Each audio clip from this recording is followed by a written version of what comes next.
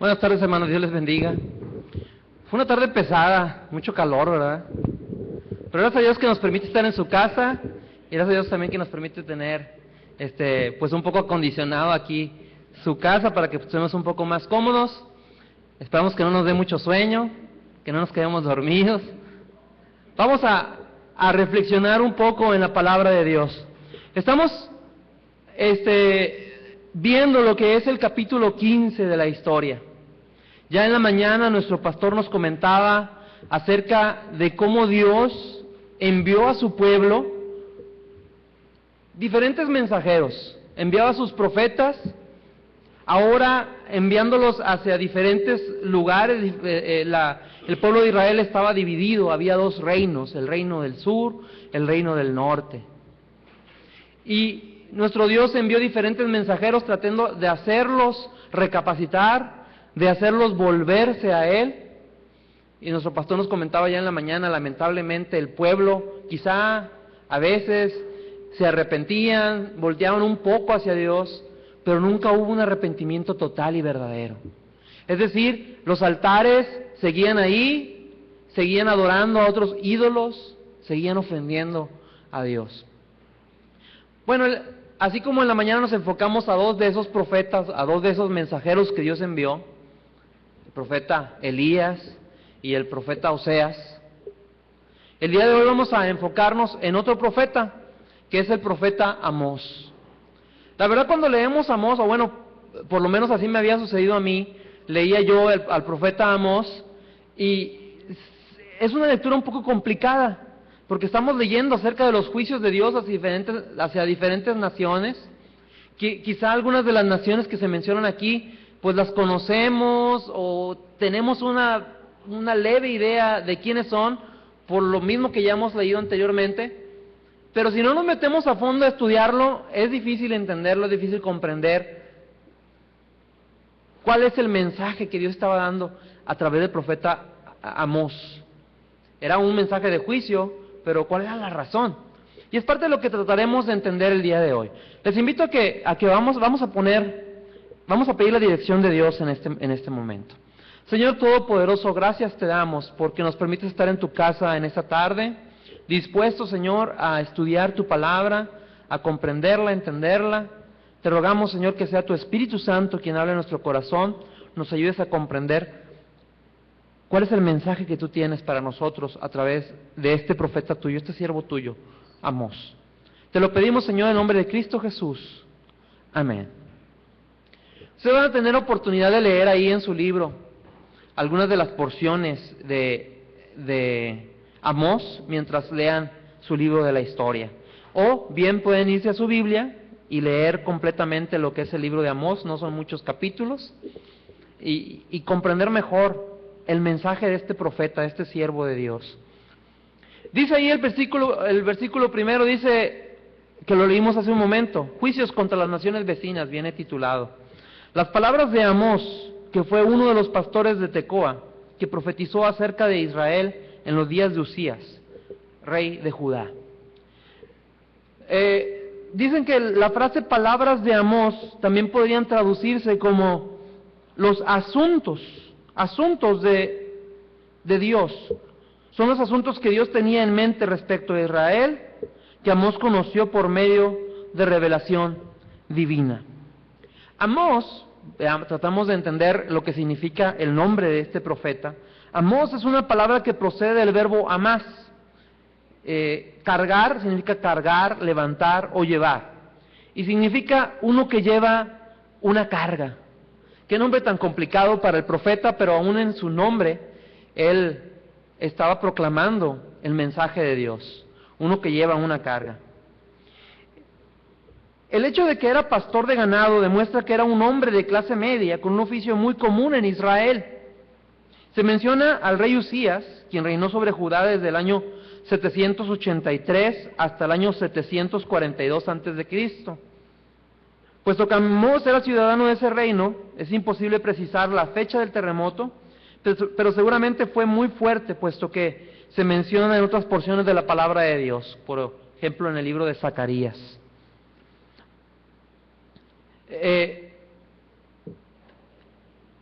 Amós no tenía un oficio muy, lo que podría considerarse en aquel tiempo un oficio muy espiritual, es decir, que sea un sacerdote o un escriba, o alguno de esos oficios más relacionados con conocer la palabra de Dios y con el servicio a Dios. Él era un pastor, sin embargo Dios lo llamó y le dio un mensaje. Bueno, un pastor de ovejas, ¿sí? Porque si pensamos, pues los pastores pues son los que predican, ¿verdad? Era un pastor de ovejas. Sin embargo, Dios lo eligió y lo llamó para que fuera y llevara un mensaje, el mensaje de Dios. Y yo creo que de ahí podemos sacar una enseñanza para nuestras vidas. No importa el oficio que Dios te haya dado, no importa el lugar donde Dios te haya puesto para trabajar, tú estás ahí para servir a Dios. Y Dios puede llamarte y utilizarte también para proclamar su mensaje y su palabra en el contexto en el que tú te encuentres. Si eres contador, si eres maestro, etcétera. Bien, Dios no es únicamente el Dios de la naturaleza, pero la naturaleza y el ser humano están íntimamente relacionados. Y el profeta se dio cuenta de que muy pronto un desastre en la agricultura iba a afectar a todos los habitantes de la tierra. El juicio de Dios sobre las naciones es lo que empezamos a ver ahí a partir del versículo 3. La sentencia sobre las naciones vecinas a Israel. La causa del juicio de Dios sobre las naciones, que no habían recibido su ley, y se basaba en la falta de respeto de los derechos elementales de todo ser humano. Las atrocidades del genocidio demuestran que uno puede llegar a pensar en una persona de otro grupo como si fuese un animal que se puede matar por cualquier motivo. Dicha persona no tenía mente, ni alma, ni emociones. Solamente el ser humano puede descender a un nivel tan bajo. Los animales solamente matan para comer o para conservar la pureza de la especie.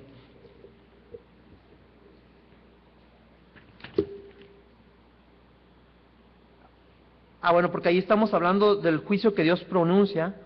Y dijo Jehová, en el versículo 2, dijo Jehová, rugirá desde Sión y dará su voz desde Jerusalén, y los campos de los pastores se enlutarán y secará la cumbre del Carmelo.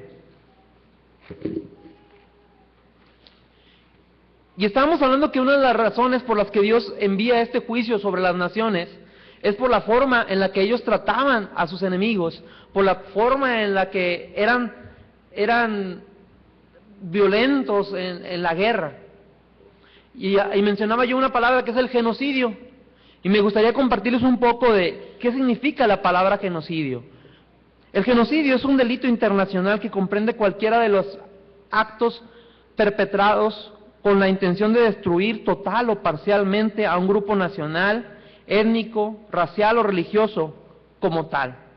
Estos actos comprenden la matanza de miembros del grupo, lesión grave de la integridad física o mental de los miembros del grupo, sometimiento intencional del grupo a condiciones de existencia que hayan de acarrear su destrucción física, total o parcial, medidas destinadas a impedir nacimientos en el seno del grupo, trasladado por la fuerza de niños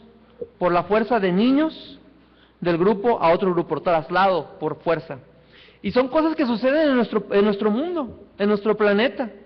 Hay pueblos enteros que se encuentran viviendo en condiciones totalmente inhumanas a causa del odio que hay entre los grupos raciales, entre los grupos étnicos, entre las diferencias, esas diferencias que no han podido ser conciliadas entre las diferentes etnias, entre las diferentes naciones.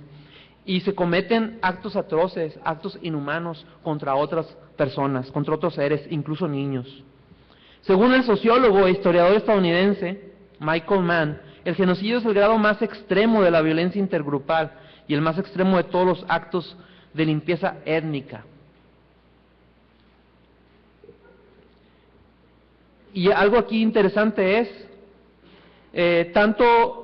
para el autor, el impacto de los genocidios durante el siglo XX es devastador, tanto por el número de víctimas, que cifra en más de 70 millones de personas, como en la extrema crueldad de las agresiones. Es increíble esa cantidad de personas que sufren violencia, que viven en estas condiciones en nuestro planeta. 70 millones de personas, imagínense ustedes. Viene el versículo 3, dice ahí: así ha dicho Jehová, por 3 pecados de Damasco y por el 4º no revocaré su castigo, porque trillaron a Galaad con trillos de hierro. Cuando leemos en la versión en la que estamos acostumbrados, la Reina Valera, vemos esto y a lo mejor es un poco difícil de comprender. Hay por ahí una nota donde esta era una figura, un hebraísmo que indicaba plenitud. Es decir, una figura literaria, la forma en la que lo está diciendo, por 3 pecados y por el 4º, era una forma de decir plenitud, porque ha sido constante y ha sido reiterada la ofensa de ese pueblo, y por tal motivo viene el juicio de parte de Dios. Si lo leemos en la Nueva Versión Internacional, dice: así dice el Señor, los delitos de Damasco han llegado a su colmo, por tanto no revocaré su castigo, porque trillaron a Galaad con trillos de hierro. Damasco era la capital del reino de Aram o Siria, la única nación suficientemente grande para ser una amenaza seria para Israel. Su horrible pecado era la crueldad infligida contra los israelitas, habitantes de Galaad, región al lado oriental del Jordán, fronteriza con Siria. Los trillos de hierro eran plataformas pesadas con ruedas de madera que tenían clavos afilados cuyas puntas sobresalían. Esas ruedas pasaban por el trigo en la era para sacar los granos. Pero lo que nos está diciendo aquí la palabra de Dios es que utilizaban esas herramientas que eran para la agricultura como instrumentos de tortura contra los presos de guerra. Entonces Dios está reclamando y está pronunciando un juicio contra esas naciones debido al trato inhumano que había contra sus propios enemigos. Los palacios no solamente eran residencias para la familia. Bueno, aquí estamos hablando del versículo 4, donde nos dice: prenderé fuego en la casa de Hazael y consumirá los palacios de Ben-Hadad. Se refiere a los líderes, a los príncipes de ese pueblo, y dice cómo va a haber el fuego, vendrá el fuego y destruirá esos palacios. Los palacios pues era la residencia de la familia real, y también eran las oficinas del gobierno, las oficinas, el centro militar de esos pueblos. Sus vigas eran de madera y sus techos de material combustible. Entonces, pues era lógico y era factible que sucediera este juicio que Dios estaba pronunciando en contra de ellos, el que fueran destruidos por fuego. Versículo 5 dice: y quebraré los cerrojos de Damasco y destruiré los moradores del valle de Abén, y los gobernadores de Bet-Edén, y el pueblo de Siria será transportado a Kir, dice Jehová. Juicio, bueno, es el juicio de Dios contra estas naciones. Gaza era una de las 5 ciudades de los filisteos. Perdón, antes de eso tenemos que leer lo que dice el versículo 6. Si lo están siguiendo ahí con su vista, sería más útil, un poco más fácil de poder entenderlo. Dice: así ha dicho Jehová, por 3 pecados de Gaza y por el 4º no revocaré su castigo.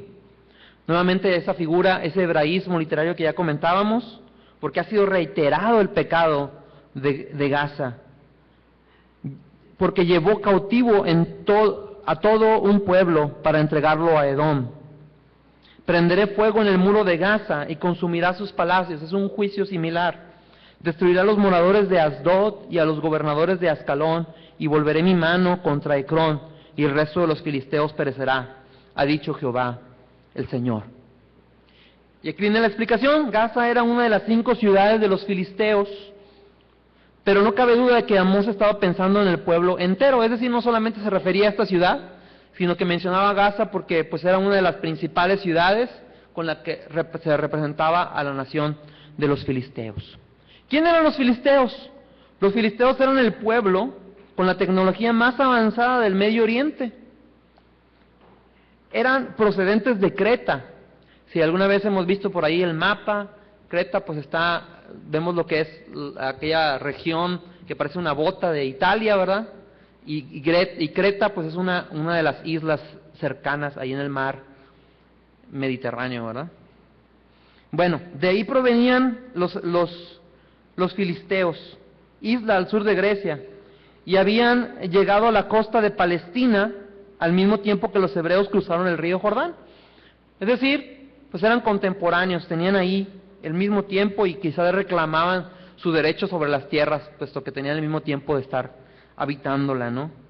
Tenían el monopolio en la fabricación de armas de hierro y cerámica. Su cerámica era hermosa y mejor hecha que la de los cananeos. No tenían un solo rey, pero habían perfeccionado la política para actuar en acuerdo a en sus operaciones militares. Casi lograron eliminar a los hebreos. Solamente las contraofensivas de Saúl y David lograron detenerlos.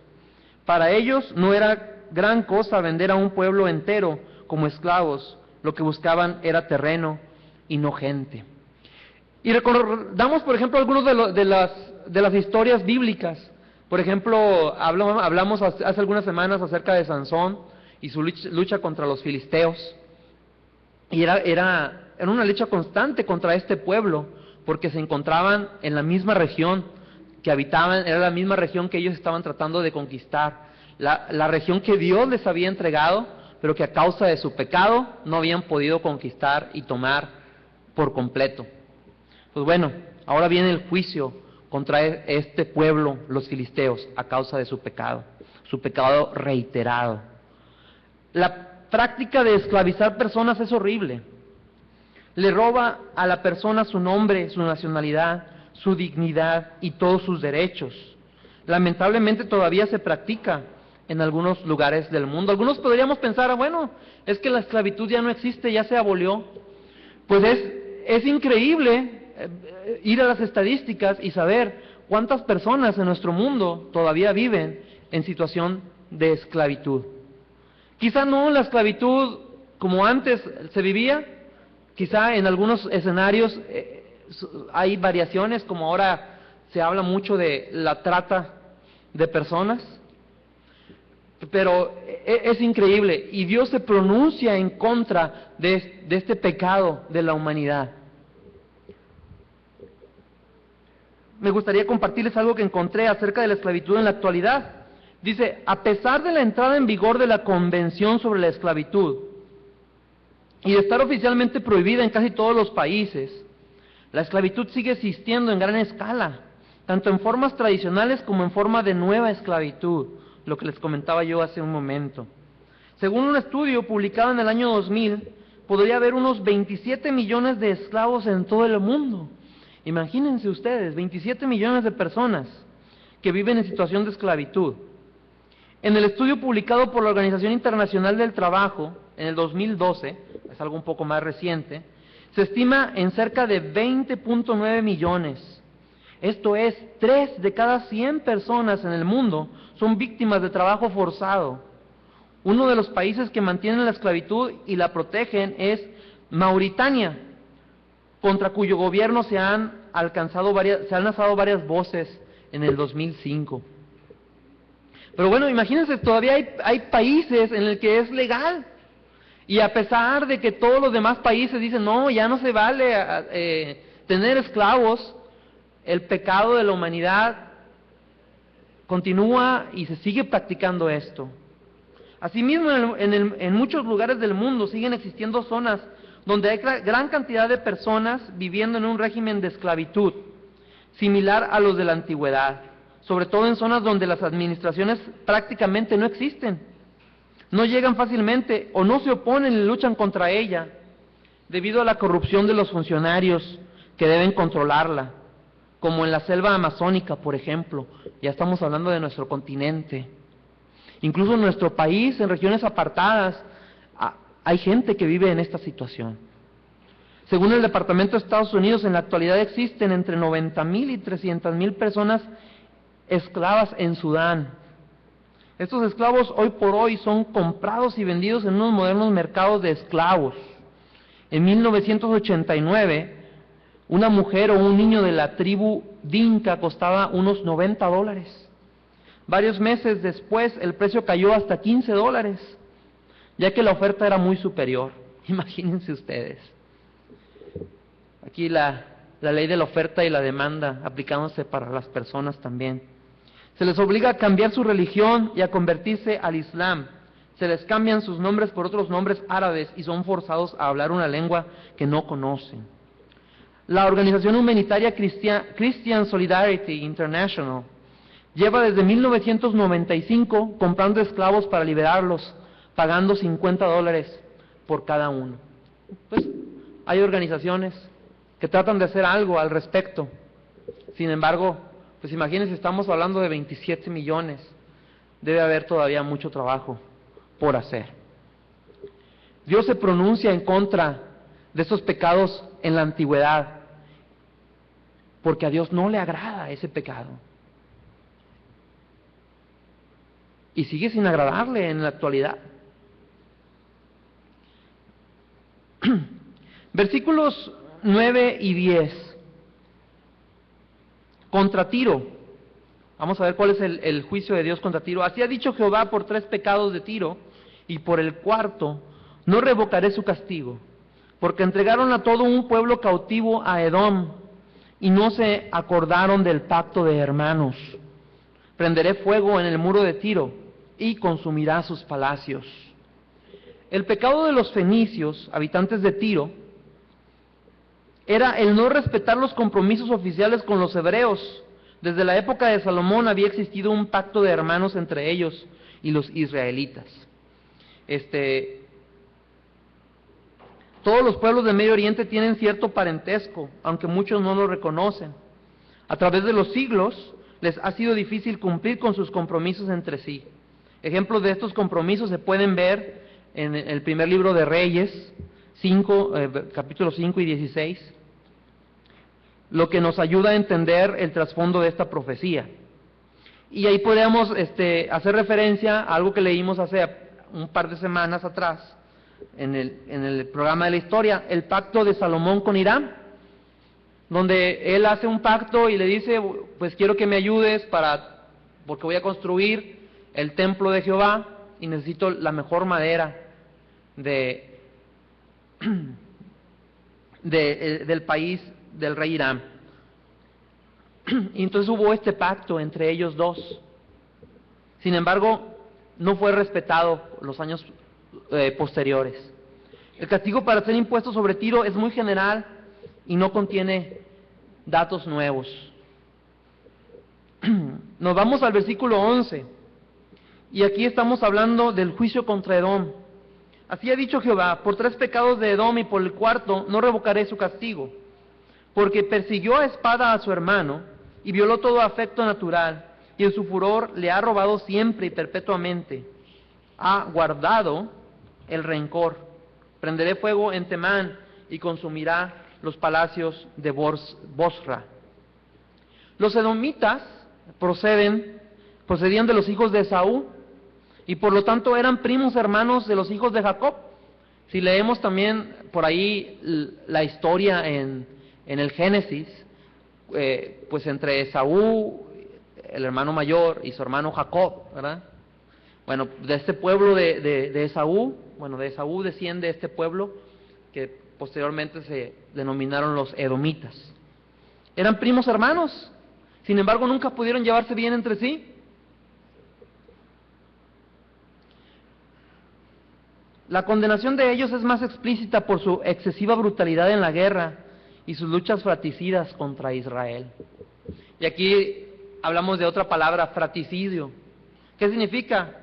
Bueno, proviene de la palabra frater, latina, que significa hermano, y side, que significa matar, es decir, es matar a un hermano. Es el delito que consiste en dar muerte deliberadamente a un hermano. En algunos países se condena también como fratricidio el dar muerte a un compañero de batalla. Su especialidad, estamos hablando de los edomitas de este pueblo, era el saqueo.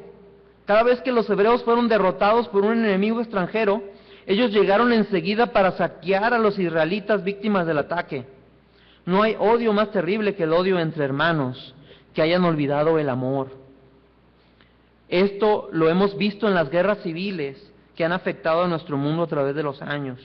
El odio y el rencor son como un cáncer que consume a la persona misma y no únicamente a la persona contra quien se dirige su hostilidad. Dios se pronuncia y pronuncia su juicio en contra de este pecado, el fratricidio. Y es algo que también existe en nuestra actualidad. Nos vamos al versículo 13. Ahora el juicio contra Amón. Así ha dicho Jehová: por 3 pecados de los hijos de Amón y por el cuarto no revocaré su castigo. Porque para ensanchar sus tierras abrieron a las mujeres de Galaad que estaban encintas.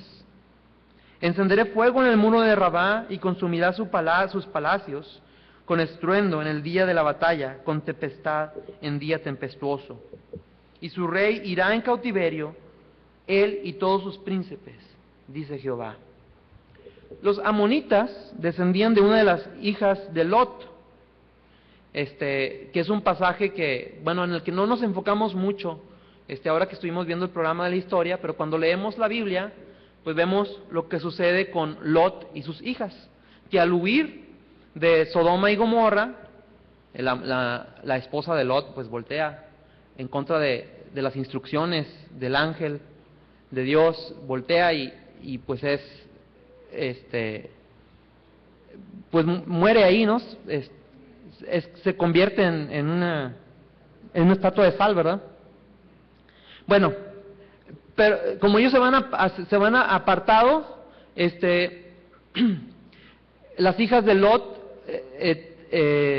tienen hijos o buscan tener descendencia con su padre, cometiendo aquí un grave pecado. Bueno, de una de las hijas descienden los amonitas y ocuparon territorio al este del Jordán que colindaba con Galaad. Su conducta inhumana en la guerra probablemente ocurrió mientras servían como soldados mercenarios contratados por Siria para atacar a Galaad. A lo largo de la historia, ¿cuántas guerras se han luchado para aumentar el territorio de una nación? Es triste reconocer que aún en la actualidad la tierra vale más que las vidas humanas. ¿A qué podemos llegar o cuál sería la aplicación de todo esto que hemos estado viendo? Uno de los temas principales de los profetas del 8º siglo, de todos estos profetas que nos mencionaba el pastor en la mañana, profetas menores, profetas mayores, como nos encontramos en nuestra Biblia, ¿verdad? Que se llaman así pues únicamente por el volumen de lo que escribieron, ¿verdad? No porque fueran más importantes algunos que otros. Todos tenían un mensaje de Dios y esa era la importancia, ¿no? Que el mensaje venía de parte de Dios. Bueno, todos los profetas de este periodo, su preocupación principal o su tema era la preocupación de Dios por los pobres. Lo vemos en las enseñanzas y oráculos de Elías, de Isaías, Miqueas y Amós. Esto no debe sorprendernos porque era el énfasis que Dios había dado en las leyes benéficas que encontramos en la Torá, tales como las provisiones para los pobres, las viudas, los huérfanos y los extranjeros que vivían en el territorio de los hebreos. Estas personas no tenían ni voz ni poder en la sociedad y les hacía falta esta protección de Dios. Es decir, Dios había pensado y había mandado a su pueblo que tuvieran cuidado con los pobres, que fueran considerados con ellos, que fueran justos con ellos. Amós está indignado por la manera en que el pueblo de Israel ha hecho caso omiso a esas enseñanzas. Pone su dedo en la llaga del pueblo, su confianza en la protección y la bendición de Dios por su pueblo, a pesar de su falta de obediencia. Amós los llama a arrepentirse antes de ser castigados por sus prácticas tan inhumanas con su prójimo. Dios tiene compasión para con los pobres, y los que no demuestran esa misma actitud hacia ellos no pueden ser sus seguidores. Y yo creo que ahí está el mensaje. Debemos, como pueblo de Dios, ver el ejemplo de nuestro Señor, su preocupación por los pobres, por los más necesitados, y nosotros vivir acorde a eso. preocuparnos por ellos, hacer lo que está en nuestras manos, por ayudar a los que están a nuestro alrededor. Sería quizá imposible que pudiéramos hacer gran cosa contra todas las injusticias que se viven en nuestro mundo. Sin embargo, como pueblo de Dios, pues debemos orar. Si está en nuestras manos el contribuir a lo mejor con alguna de estas organizaciones que se encargan de alimentar a los pobres, que se encargan de liberar a los esclavos. Quizá, y Dios lo pone en nuestro corazón y pone en nosotros los medios para poder hacerlo, podemos ayudar. Pero sobre todo a los que están a nuestro alrededor, los que podemos ver cotidianamente y extienden su mano para pedir nuestra ayuda. Nuestro corazón debe de moverse a misericordia y ayudar a esas personas que están en necesidad. La pobreza en América Latina concierne a Dios y a su iglesia. La desnivelación de la sociedad ha perjudicado el bienestar nacional e internacional de millones de personas. La distribución inequitativa de los ingresos es increíble, cómo las riquezas en nuestro país y en el mundo en general están concentradas en solo unos cuantos, mientras que solo un poco de los recursos que hay en nuestro mundo le pertenecen o están distribuidos entre todo el resto de la población. Hay hambre, falta en las necesidades básicas de la vida, falta de educación, falta de empleo, entre muchas otras. Estas carencias producen malestar personal y social y fomentan reclamos que llegan hasta la violencia, secuestros o las situaciones que se viven actualmente en nuestro país. Esto no agrada a Dios. Esto no agrada a Dios.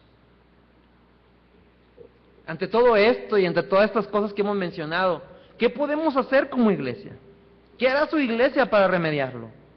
Amós proclama: Jehová ruge desde Sión. Buscad a Jehová y vivid. Aborreced el mal y amad el bien. Estableced el juicio en el tribunal.